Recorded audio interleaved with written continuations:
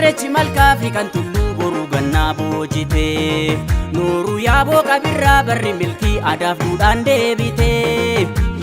Irreechi malkaa fi kan tulluu boruu gannaa boojite Nooru yaaboo qabirraa barri milkii aadaaf duudhaan deebite Irreechi malkaa fi kan tulluu boruu gannaa boojite Nooru yaaboo qabirraa barri milkii aadaaf duudhaan deebite Irreechi malkaa fi kan tulluu boruu gannaa boojite Nooru yaayyaadha waaqaa barri milkii aadaaf duudhaan deebite Bubbeef cabbii dabarsite Hamaa hamtuu nu oolchite Maatii waatii nu tiksite Dhibamaa keenya fayyifte Roobdee dachii magarsite Xiqqaa keenyas nu guddifte Nu dhufte irreechi malkaa fi kan tulluu boruu gannaa boojite Nooru yaaboo qabirraa barri milkii aadaaf duudhaan deebite Irreechi malkaa fi kan tulluu boruu gannaa boojite Nooru yaaboo qabirraa barri milkii aadaaf duudhaan deebite Nu dhufte irreechi malkaa fi kan tulluu boruu gannaa boojite Nooru yaaboo qabirraa barri milkii aadaaf duudhaan deebite Irreechi malkaa fi kan tulluu boruu gannaa boojite Nooru yaayyaadha waaqaa barri milkii aadaaf duudhaan deebite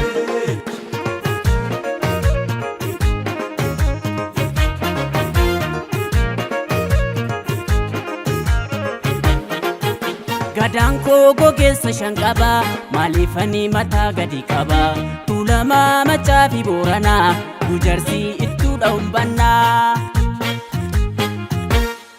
Milbaa Dibbaaqa Alchiisa roobale galata waaqaa aadaa badde galee horata dulloo bahaara mijjille ragadi maaloo Ijoolsi gagalee Milbaa Dibbaaqa Alchiisa roobale galata waaqaa aadaa badde galee horata dulloo bahaara mijjille ragadi maaloo Ijoolsi gagalee ragadi maaloo Ijoolsi gagalee ragadi maaloo Ijoolsi gagalee ragadi maaloo Ijoolsi gagalee ragadi maaloo Ijoolsi gagalee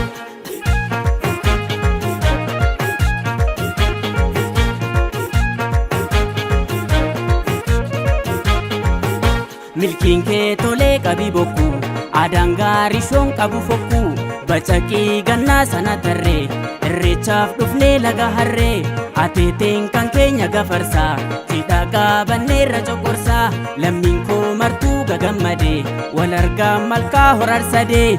Shimalli daraaree Ayyee dhiiroo keelloon nu urgoofte Ayyee dhiiroo Shunni buqqifteeree Ayyee dhiiroo qaammiinis bariite Ayyee dhiiroo Eeyyee barri haaraan Ayyee dhiiroo nuuf bara milkiiti Ayyee dhiiroo Seenneerra handhuura Ayyee dhiiroo Hillaannu eenyutti